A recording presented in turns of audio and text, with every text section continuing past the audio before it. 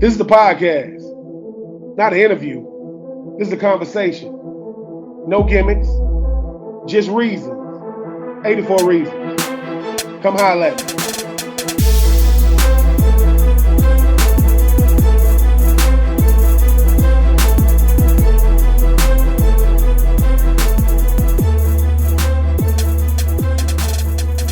What up, my good people? If you see in this face, you already know what time it is. The latest episode of 84 Reasons. No games, no gimmicks, just reasons. Every week. From now until they say, Ben, you can't do this no more. I'm sitting down with one of the best doing it, repping the Orange and Blue Boys. My next guest, I already know him. I've seen him a couple of times on other avenues, man. Mama probably serving up something real. Taste test, because she gonna kick me the hell out. I'm telling you right now, she like, Ben, you ain't tasting. Yes, I am. I'm gonna taste a cup. Anything you got, mama, I'm gonna get, I'm gonna go into a coma of sweetness. But from South Florida, same time as the Queens, for those of you who don't know, all the way up to Gainesville, wearing that 1-5, the great Derek Wingo. What's going on with you, that D Wingo? Not too much. How are you? Thank you for taking the time. I listen before we, because I know today is crazy day. We got early signing day now. I don't know if you was able to be involved in early signing day, but people see you came to Florida, right?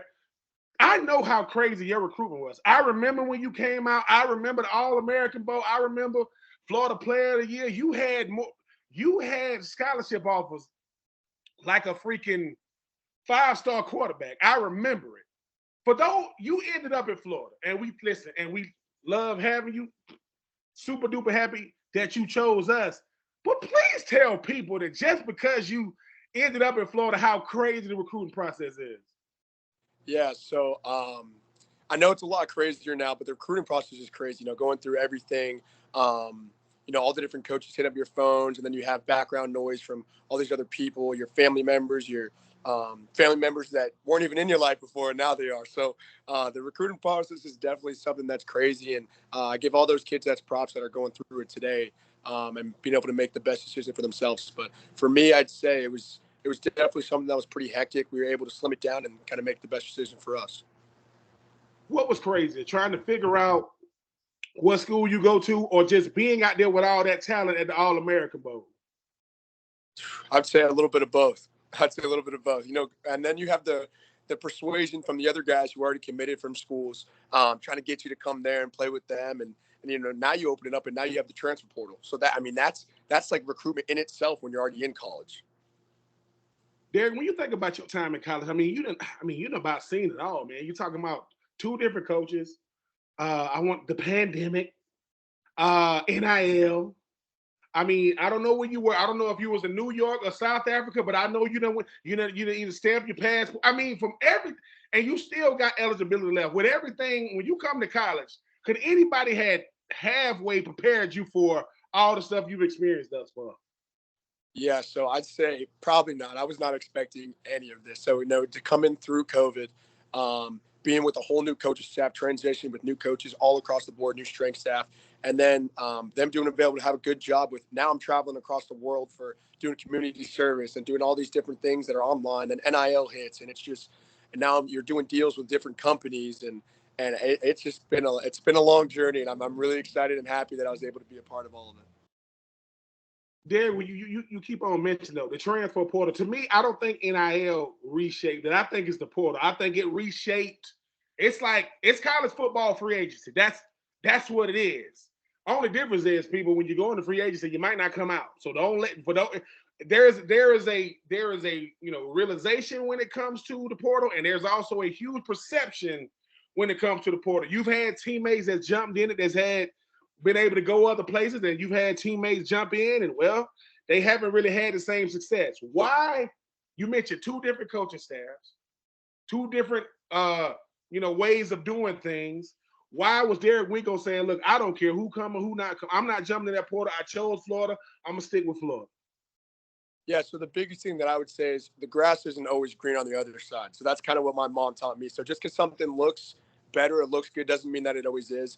And then the biggest thing I'd say, even like something my dad taught me, is is a commitment. For me personally, like I made the commitment to come here, and knowing that there could be a coaching change, there could be all these things that happens, but at the end of the day, I kind of have to worry about me and be the best person that I can be. So knowing that I have an opportunity now to be a part of the change of Florida and the rebuilding of Florida, and knowing that I've earned respect from guys who have been here before, knowing that I've stayed here and kind of been here through the bad times, the good times, and now the whole rebuilding. And I kind of want to be a part of that process to be able to see it come out on the other side. You see how fast it's going? College is way different than high school, right? High school, I'm trying to figure out, who my teachers are, and what position I'm gonna play. College, once you start going, you go, I'm a freshman, and you wake up one day, man, I got here, man, I'm 17, 18 years old. I'm 21, 22 years old. I'm looking, Exactly. and listen, guys going, you go from asking questions to now they're asking you, hey, D Wingo, did I look good? They running off the field. Talk about that. Yeah.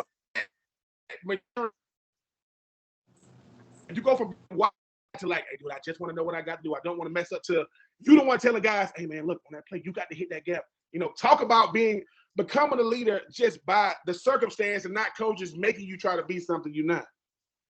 Yeah, so I think it definitely hit me this year, at the beginning of this year, because one of the new freshmen who came in, actually Bryce Thorne, he comes up to me, he goes, "What's up, Gramps?" And he was like, "I remember watching you when I was a freshman in high school when you were committing here and all these crazy things." And I think that's when it hit me, and the coaches were starting to kind of have those roles opened up, and I felt that I kind of fit those roles to have leadership and guide guys in the right direction because of also I've been through all these certain things. So understanding how to handle it the right way, I felt that they trusted me to be able to kind of instill that in kind of the younger guys. D Wingo, every time I have one of your teammates on, I'm always talking about what the attention to detail Coach Billy Napier has. He knows football. I already know how you guys be breaking it down with percentages of what plays to call, what defense to call on, what down and distance. But what is it about him that lets you know, because you've been around him a couple of years now, what is it about him that makes you know, look, man, he's the guy for the job, just give him time? Yeah, so he sits down actually with every one of us personally for a very long time, and then he has different like leadership groups and all these different things that he takes. Yes, the statistics, yes, everything that you need to have accountable for, but he also takes all of our opinions and what we think and how we feel. So it goes a lot into the statistics and everything that goes to make the whole program run.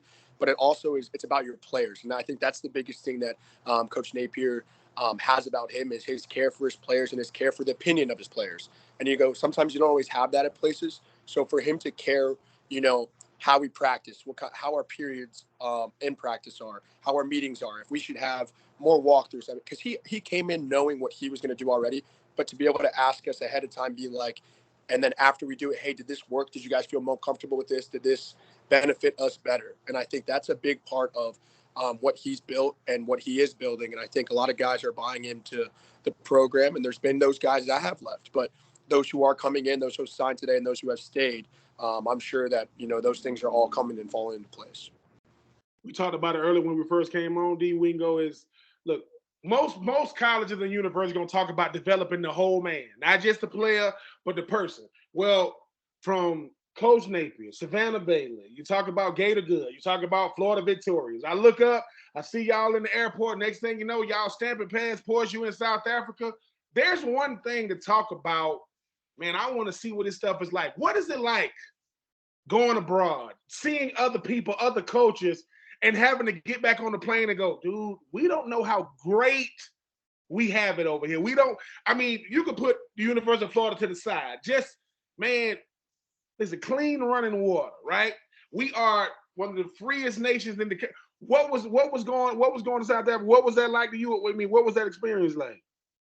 Yeah, so I give a huge props to Savannah Bailey and the Gatorade program. They do a really good job of kind of keeping the football aspect a little bit separate, and they teach you how to kind of use your platform and what you can do from being a football player and transferring that to after football and other certain things. So I actually was able to go on the abroad Greece trip. I was able to do the South Africa trip, and then I had some micro internship with NASA. A couple of things all through Gatorade and Savannah Bailey. So to be able to do those things, and it was like I was involved in the real world. I like took a second away from football to kind of realize, hey, like this is how the real world is and how to prepare myself for that. So they do a really good job with putting you in front of certain people that can, teach you what it's like, how to dress right, how to speak right, all these different things. And then also things like South Africa, being thankful for what you have and don't take things for granted, because then you got to put yourself in their shoes and be like, wow, like waking up every morning and having a dining hall and stuff like that, like these kids having one meal a day. So, to be able to give back to those kids and really understand the perspective of other people is something that's just amazing. You said South Africa. You talk about internships with NASA. You talk about knowing how to dress, knowing, learning punctuality, learning how to talk, learning how to be a professional. How much more does that help you as a football player? Because the biggest misconception is I can't take Derek away from anything that's not Tennessee, Florida State, Georgia. It's gonna make me better because it lets me know I have a skill set outside of my physical abilities. Because my whole life I get it. I'm physically more planet youth. But when they go, all right, man, let's put you in this suit. Let's put you in front of these professionals. Let me put you in front of people who's never had athletic talent. They've never had it. They've only cheered for people like you. What did that do for your psyche, D Wingo, to let you know that, look, holistically, man, they getting me right. Like they make you walking in the house saying, number one, I look pretty good in this suit, man. Kind of like the colors, kind of like being able to compete with my mind, which it can take me forever. What are those conversations like? Because people think that the whole team went. No, it's a select group of student athletes in Florida that get to go. What are those conversations like with your teammates when it ain't too many times somebody yell out, "What is South Africa like, D?" That is not something you ever thought you would ever get to answer. Still in your early, late teens, early 20s. What are those conversations like in the locker room or with your teammates that you bond with to let them know, hey, fellas, y'all might want to get on this Gator Good thing, bro? Because I'm telling you, they should call it Gator Great. Because that's what it feels like when you're doing it. What did that do? What did that do for your mindset when you came back and talked to your teammates about it? Yeah, so they go through a selection process to be able to choose the athletes that can go on these trips, and they have to have good grades. They have to be able to be doing all the right things, showing up on time, wearing the right things, and I think that almost motivates like a lot of guys to be able to go on some of these trips. But the biggest thing that I also say is, after coming back and coming on these trips, it teaches you certain things. It teaches you more how to like be mature, right? So now you're coming back from doing all these things, traveling, and now you have to put the pads on. Now you have to show up to meetings on time. You have to have the right things, be prepared. And those are just certain things, even though you were doing it when you were in the business world and talking to other people, it translates to almost just how you're presenting yourself and how you're carrying yourself each day. So I think that when we kind of talk about that with our teammates, and I think that's the overall message I think that they all understand and that guys want to be a part of. How crazy is it, Derek, when you watch yourself from one year to the next, right? You're looking at you, but you're like, dude, that's not me. Get it? Like this year because people don't understand how huge of a transition you go from freshman to sophomore. So you're not even when you see yourself, what has improved the most that only because it's one thing that I can look at tape and say, boom, but is there something you say, see, I used to take a false step. That's not a false step anymore. I used to be able to wait. Now, what is it about your game from year one to year four that you get to say, dude, I can see what coach was telling me to be able to translate the information off the field in the weight room, in the meeting room to the game field? Yeah, I'd say the biggest thing would probably be consistency, understanding those small things that we talked about, always being on time, always kind of doing the right thing, being prepared. And guys take that and watch you and want to kind of do the same thing because that, I can be one of those guys that does it the right way. And then also I'd say it's the biggest is just the mental part, me knowing the game on the board. And now I'm able to teach guys on the board. I'm holding certain meetings with guys and the freshman guys that will come in and the guys who came in last year, teaching them stuff on the board and drawing with them without coaches. So I think that's the part where I think that I realized once I was drawing things up or guys were sending me film before they sent the coach the film, they'd be like, hey, is this right? And I'd be like, yeah or no, or kind of correct them on certain things. So definitely that. How dope is that though, right? Like as players, people think that we go out our way to say, hey, follow me, follow me, follow me. It's usually never that. It's like you mentioned, freshman linebacker comes in or a transfer linebacker comes in and you don't know how much they're watching you. Because in the meeting room, coach is yelling your name out. Hey, Derek, see on this play right here. And they're just taking notes. And then it's just you and them in there. And because I think what that's saying is, hey, Derek, if you say I can, I can. I love my coach. Love Coach Pete. Coach Pete, love them guys. But they don't get to do it. They get to coach it. You do it. So when you go, when you say, listen, when coach yell at them and scream at them and they want to say something, you kind of tap them on the back. Don't say nothing. No. Pull that down. Listen. I know what you want to say. I was you. Yeah. But you're going to do more harm. That man got your playing time in the palm of his hand. Yeah. You say the wrong thing, he go from fighting for you in the staff meeting room to, nope. Then your name go from number 2 to number 4. So having that respect from your teammates strictly by your work ethic. Because first they say, am I doing this right? Next thing they say is, hey, D. Wingo, man, how I get on the list to go to South Africa? Because you're both people. Talk about that part, because I think when I watch you, I see a guy that has it all. I see a guy who's a great ambassador for the University of Florida. You know, your mom done an incredible job with you. You a guy who understands. I heard I think it was Danny Warfel. He was saying, man, when I think about Derek Wingo, I think servant leader. I think a guy selfless. He will do anything for the squad. Where does that kind of mentality come from?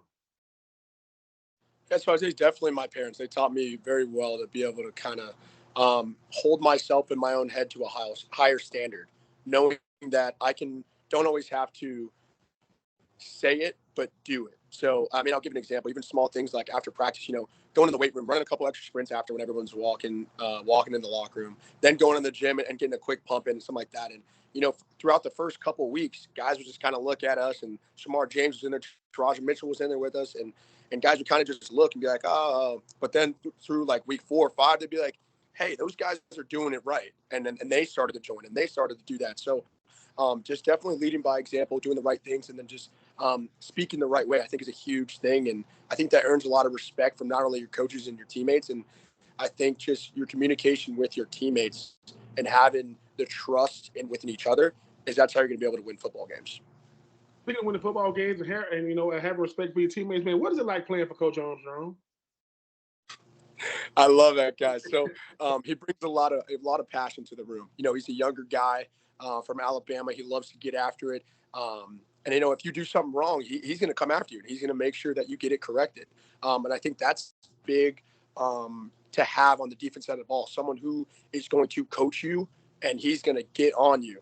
So, I mean, you play defense. It's a physical world, especially in the SEC and the teams that we play. So if you're not going to get, manned up, if you're not going to be able to take coaching, and the biggest thing you have to understand, if he's yelling at you and screaming at you, it's not because it's about you. It's about he's trying to make you better, and you need to understand what he's saying and how he's saying it, not necessarily how he's saying it. So that's the biggest thing with Coach Armstrong, and I'm super happy that he's here because he does an amazing job with kind of making sure that we're kind of doing the right things with walkthroughs and everything to make sure guys are on the same page. College football is changing. It seems like it's changing every single year, from every single cycle. We talked about NIL, we talked about transfer portal, we got National Signing Day, we talking about you guys with the exposure. How do you navigate it all, Derek? Because when I played, there was no social media. Thank God there was no social media when I played. People have a lot of access to y'all now. A lot of criticism from the national media to the sports media to national beat writers, local beat writers. How do you understand that it's there, but still have enough restraining poise to say, listen, while I don't like what they saying, it's too many people. How do you keep a level head with all this exposure that you guys have? Yeah, so I mean, definitely the world is insanely different with all the social media and all the things that are going on. The biggest thing is just understanding that sometimes when it comes from a social media standpoint, the biggest thing is understanding that sometimes that guy behind Twitter or behind that phone is a guy who's may not be, he's just saying stuff on Twitter. So you need to understand the type of platform that you have and the type of people who are watching you, and understand that one small thing and one small mistake can ruin everything really, really fast. So just by understanding that and being able to control your emotions really, and then just being smart. You know, social media can be a good thing too. You can use it in a positive way. You know, I do my best trying to keep all positive things on my social media, stay out of all the conversations and all that. And you know, when something does go good, retweet it, or someone else does some good, retweet it. If there's something bad, kind of keep my opinion to myself, because you never know who's going to judge you the wrong way or take what you said that's written in a couple words on a tweet based off of how you said it. And you know, because you typed it, they can't hear your point of view from it and your tone of voice. So just kind of being able to avoid all that altogether, and just keep a positive mindset. Things are happening. Keep your head down and just work. Really, that's kind of the biggest thing. You wear 1-5 on the defense, the other 1-5 on the offensive side. Hey man, I'm coming back. I'm not. I got hurt because everybody was waiting, right? Everybody like, what?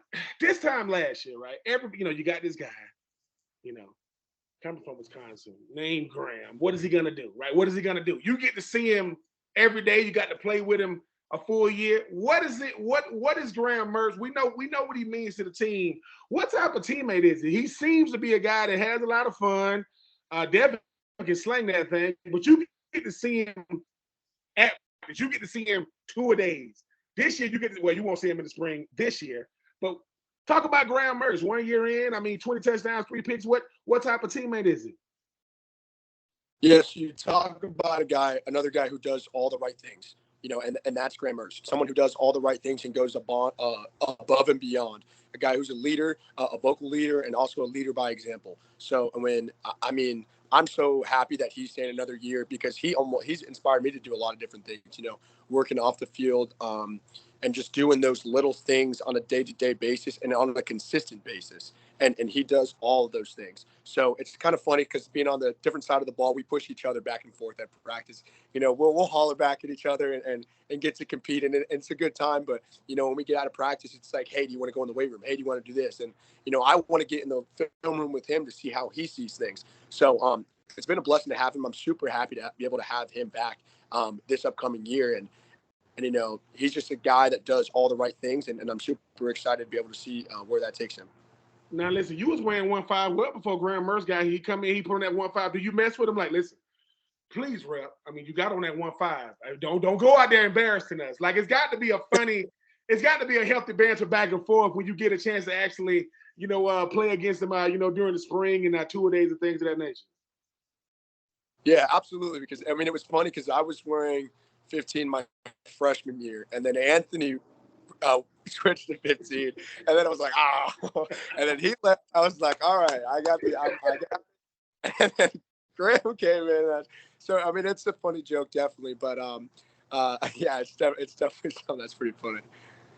When I had Graham on, I said, Graham, man, what is going to be the mantra of the 2024 Florida Gators? He said, we're going to be hungry and we're going to be ready. He said, I get it. We are what our record says it is. Everybody going to have something to say. He said, but we're going to be hungry and we're going to be ready. Do you share his sentiments with that hungry and ready mantra? Absolutely. And another thing that I'll add to that is a lot of people are, the record is what you are. And I understand that. But we are 1 to 2 plays away from that being completely a different story. So, and me and Graham and a lot of guys are all on the same page, and I know the coaching staff as well. And we're going to do work really hard this offseason to be able to correct those 1 or 2 plays, those explosive plays, and be able to eliminate some of those missed tackles that changed the game.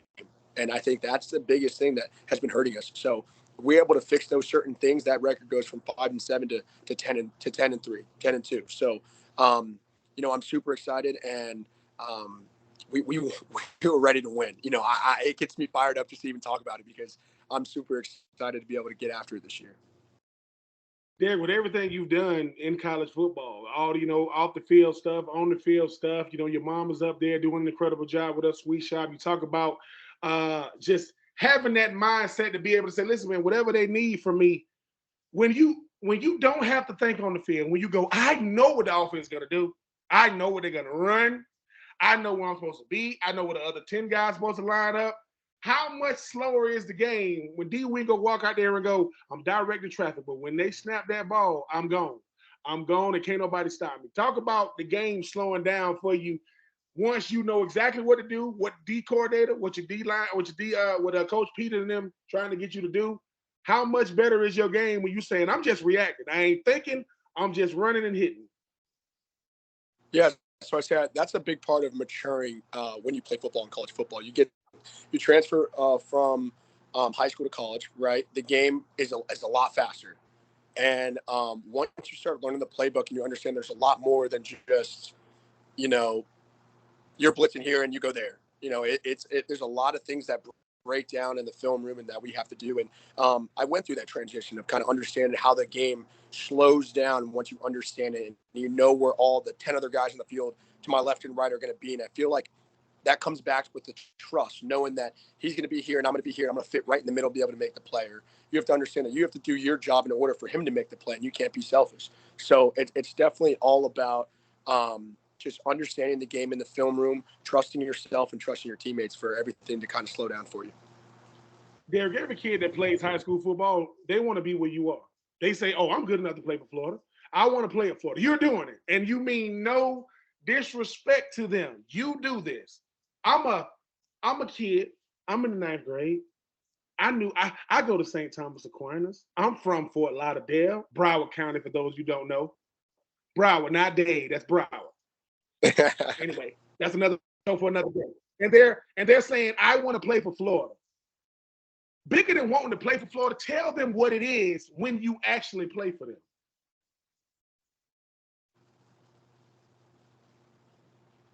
So I think it comes with an expectation, it comes with a standard.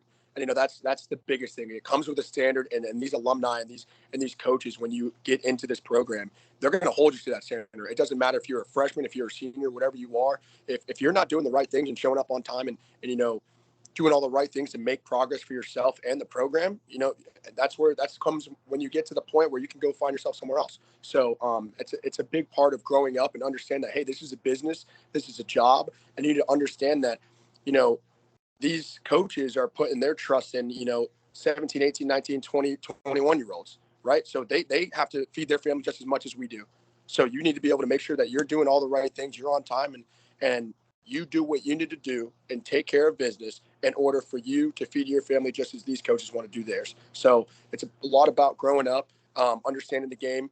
Come into college knowing that you need to learn. Don't think you know everything. Come in trying to learn. Get around these older guys. Get around these guys who've been through the process and the program and learn from them, and just kind of take after them. And eventually, that's going to be you one day, and it's going to come a lot faster than you think. So kind of just understanding that there's a lot to learn and don't think you know everything. High school football in the state of Florida. I'm from the state of Georgia. I can give y'all the crown of, yes, slightly 1A. You know, high school football in Florida is just a smidge higher than Georgia, because you know I can give that to y'all. But it doesn't get more tradition rich than Florida. Y'all the biggest brand in the state. But when it comes to high school football, unless you live under a rock, St. Thomas Aquinas is good Lord. Like, you talk about tradition. What was it like going to a school like that put them out? Most schools want to put out a player here. Y'all putting out the whole senior class. Oh, yeah, we signed 20 guys. What is it like going to a school like that? Yeah, so I also give a lot of props to guys like Coach Harriet. You know, he had that same kind of standard mentality and the kind of college schedule in high school. And, you know, I had coaches like James Madison, Jason Taylor, Twan Russell. You know, all these guys that Coach Harriet was able to put around us to be able to kind of help us grow up at an early age. So I definitely think that's something that prepared me to be able to get here. But yeah, I mean, you know, when you talk about blowing guys out and then coming to college and you're playing these SEC opponents, that's something that is a lot different. But I think St. Thomas definitely had a big part of how I was able to transition with the schedule, understanding the maturity, just kind of understand that you got to learn, because, you know, just as much as you're playing games in college, or it's just as much as you're playing games in high school and you're competing, you're doing this, you know, when you get to the next level, you should understand that it's going to be harder and you're going to have to compete with guys that were just as good as you in high school. So understanding, just because you're the big fish in the little pond, when you get to college, that thing gets to be the ocean. You're going to have to kind of do some work. So Before I let you go, Derek, you mentioned something earlier, man. I'm not gonna just let you slide through. You said I did an internship at NASA. Yeah, I did an internship at NASA. I said, wait. What? Yeah, what? You walking into NASA, right? I mean, what is your if they had a heart monitor on you, like you like this? Hey, number one, who told you that you got the internship at NASA, and what was it like interning at freaking NASA? Yeah, so NASA actually came into the facility and we had to do like interviews. So we had to like put a little polo on and stuff and do an interview and talk about yourself, has a resume and everything. And they had to go through the list and choose what two guys they wanted to be able to do the micro internship. So I ended up getting selected. I got to go down to Cape Canaveral and kind of tour everything, see how it is, and see all the different jobs that they have to offer. I saw my first launch, and that was insane. I saw that the second I got there. Seeing what goes into it with all the different engineers and all the different communication guys. I got to actually go and speak to a high school and give a presentation on kind of NASA and the LSP program that I was working with.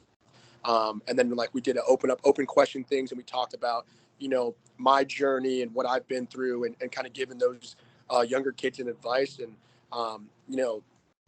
I just being able to kind of show them kind of the journey, I think was something that was pretty cool. But me personally, just also being able to see all the stuff at NASA, it was a huge eye opener. I mean, when you see how big those rockets really are, and what goes into actually having a launch happen, and all the things that Elon Musk and all them are doing, it's just insane. So basically, Derek is sitting on the phone with one of his people one day, and they're like, "Man, where you at? Listen, man, I got to call you back. I'm about to get on the plane. Where you going? I'm going to South Africa. I'll call you when I land." Then that same friend, a couple of months later, like, "Hey, man, what you doing? Listen, I'm about to walk in NASA." What? Man, stop calling me, man. I got stuff I got to do. All I can say is this: I'm super duper proud of you, super duper happy for you.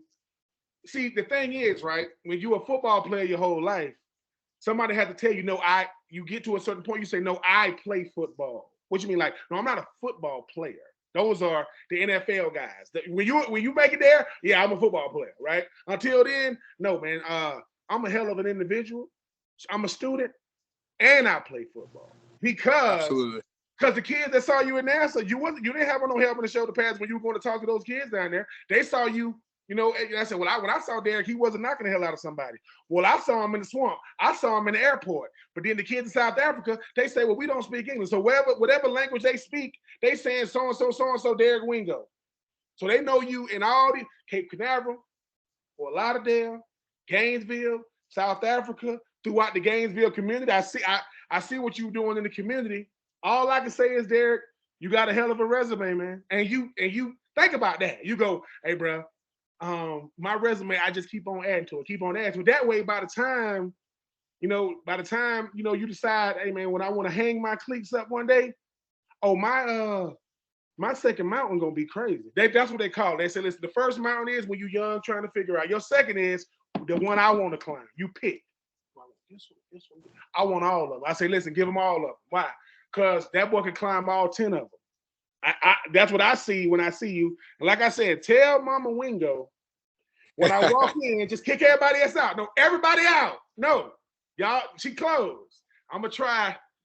I'm gonna get sick. But no, Derek, I appreciate you taking the time. The reason why I do this is this. I know you a hell of a player. Everybody that knows you know that. They don't know this part. They didn't know I interviewed to go to NASA. I had to interview to go to South Africa. And every day on a football field is an interview. People go, how do you make it to Saturday? Boy, you better be a hell of a interviewer Monday through Friday. Because Saturday is the hardest place to be. It's the hardest thing to do is when they yell out defense and you running out there. Because everybody on that sideline that play defense is good enough to run out there. But as Coach Spurrier and Coach Zook used to say, you want your best 11. Nothing wrong with the other ones. I want the best. Because if I turn on the TV for one play, I say, who did 15 getting that sack? Derek Wingo with. So I said, listen, that's why you play. Because if it's a snapshot, I want Derek out there. Derek, what? What, Coach Armstrong? Give him hell. All right, Coach. Because that dude, I don't know if he take 5-hour energy or that joker got a lot of energy. Coach Armstrong, he said we will negotiate. He said we will negotiate with a hammer. I said, what did he say? I love it. Derek, listen, stay healthy. Tell Graham, y'all, listen, y'all just talk to each other in the in the sauna or the hot tub or the Olympic sized pool while y'all eating, while y'all drinking, soy milk mixed with whatever they give y'all. Y'all spoiled as hell down there today. Like, mama, what you eating today, Derek? I just had some bacon wrapped with asparagus with a little. What kind of sauce is this? Because y'all got shit. I ain't mad at you. I'm happy. But before I let you go though, man, what would you say? What would you say to your parents, man? What would you say? Because they're the ones that don't get enough credit. They're the ones that made sure that Derek became Derek when the days he ain't feel like doing it. Mama, I don't want to do this. This ain't it.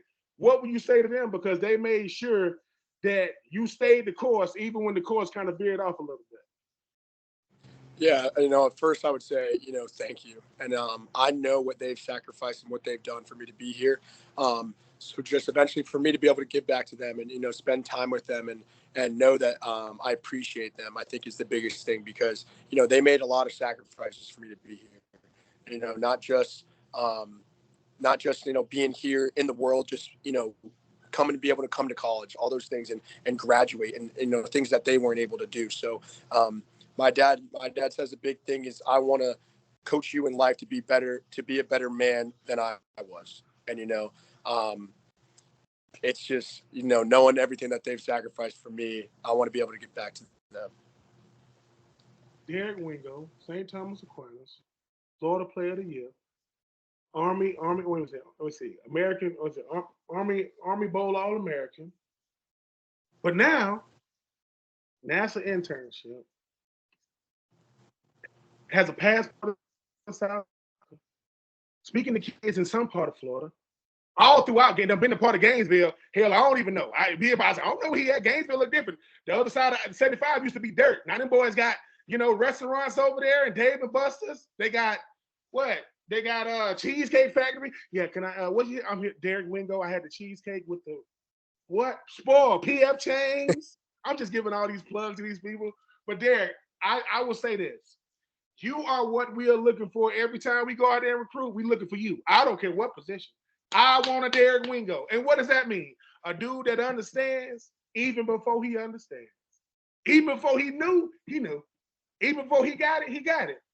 Because once he get it, if I said, wait a minute, when he was running around as a freshman, he don't know yet. But he was still making plays. But now he knows. So if you play for any team next year in 2024, don't take it personal. Don't let the handsome face and the smile fool you. He will knock the hell out you and smile at you and say, get up. Why? Because we still got time on the clock. I want to beat you up for about 3 more quarters, and I can love up on you after the game. He is Derek Wingo, a man of many hairstyles, because he got a bunch of them. This one right here ain't gonna last. By the time the season comes, might have a mohawk. Who knows? But more than that, a hell of an individual. Great individual, great student athlete. I guarantee you, Billy Napier brags about you all the time because he get the credit for what you become. And all he did was, and he didn't even recruit you. He get to talk about Derek. So basically, Billy Napier calls Dan Mullen to go, hey man, I appreciate you. This Derek Wingo kid, appreciate you. Because I'm telling you, you are what I hope we sign today in the 2024 recruiting class. Whoever we get in the transfer portal, if they haven't met you, pull them to the side and say, listen, I'm not gonna make you follow me. Follow me. Because I'm going. Follow 1-5 on offense. When it comes to the defense, follow 1-5. If he'll get you there, I'll get you there. And I was 1-5 when he was 1-5. He knows that. Derek, man, stay healthy, man. Appreciate you coming on today. Thank you. Appreciate you for having me. Yes, sir.